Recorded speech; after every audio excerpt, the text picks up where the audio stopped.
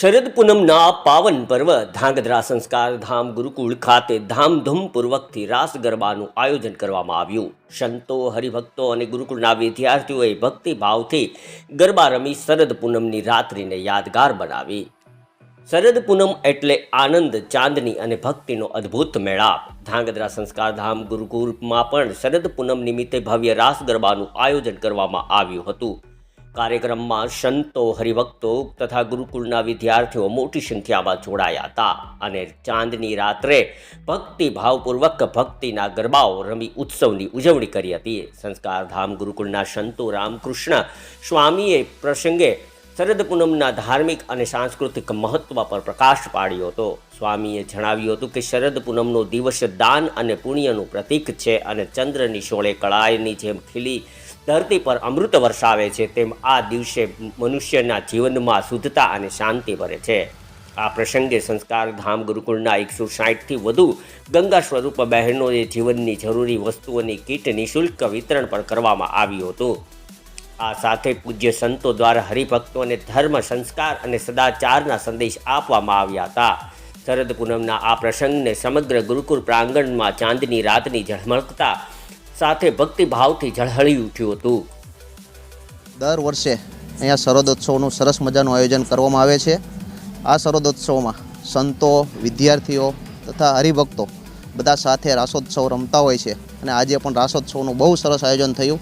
બધાને ખૂબ જ મજા આવી અને સાથે સાથે અહીંયા દૂધ પૌવાનું પણ પ્રસાદનું વિતરણ થતું હોય છે અને ગુરુજીએ શરદ ઉત્સવનો ખરા અર્થમાં સમાજને સાચી માહિતી આપીને તેનું મૂલ્ય સમજાવ્યું છે. ગુરુકુળ ધ્રાંગધ્રાને આંગણે પરમ પૂજ્ય સદગુરુ શ્રી રામકૃષ્ણ દાસજી સ્વામીને શુભ પ્રેરણા આશીર્વાદથી દર વર્ષે શરદ પૂર્ણિમાનો દિવ્ય એક રાસોત્સવનું આયોજન અહીંયા ગુરુકુળને આંગણે થાય છે, જેમાં સર્વે સંતો, હરિભક્તો, વિદ્યાર્થીઓ દ્વારા ખૂબ સુંદર મજાનો એક આપણી ભારતીય સંસ્કૃતિને અનુસાર, એક લોક સંસ્કૃતિને અનુસાર બાળકો ખૂબ સુંદર મજાનો રાસોત્સવનો આનંદ માણી અને એની સાથે સર્વે ભક્તજનો પણ ઠાકોરજીના સાનિધ્યમાં એ દિવ્ય રાસ લઈ અને એક આપણી સંસ્કૃતિની તાજી કરી રહ્યા છે.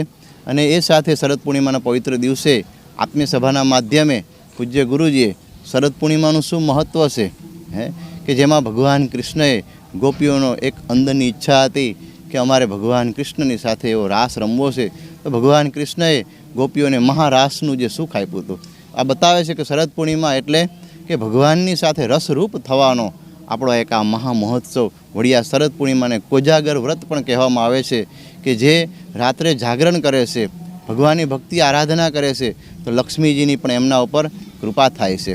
ચાંદનીની શીતળતા હોય અને સંતો ભક્તોનું સાનિધ્ય હોય, ભજન ભક્તિની રાત્રિ હોય તો આ એક દિવ્ય માહોલના માધ્યમથી સૌ પોતાના જીવનમાં ભક્તિ ભરી અને પરમાત્માની વધુને વધુ સન્મુખ જવાનો પણ એક આ શુભ અવસર છે. અને વળી એવું પણ કહેવાય છે કે શરદ પૂર્ણિમાનો ચંદ્ર એ આકાશની પૃથ્વીની સૌથી વધુને વધુ નજીક હોય છે. માટે આ બધા જ સુભગ સમન્વયને સાથે લઈ અને એની સાથે સાથે દર મહિને આત્મીય સભામાં અહીંયા સંજયભાઈ હરિભાઈ ઠક્કર અમદાવાદ, જેમના યજમાન પદે ગંગા સ્વરૂપ વિધવા બહેનોને 160થી પણ વધારે કીટનું વિતરણ અહીંયા બહેનોને થાય છે. જેઓ પણ જરૂરિયાતવાળા બહેનો બધા લાભાન્વિત થઈ અને આવી રીતે સંસ્થામાં જરૂરિયાતવાળી વ્યક્તિઓને ઘણી પ્રકારની સેવાનું પણ યોગદાન આપવામાં આવી રહ્યું છે.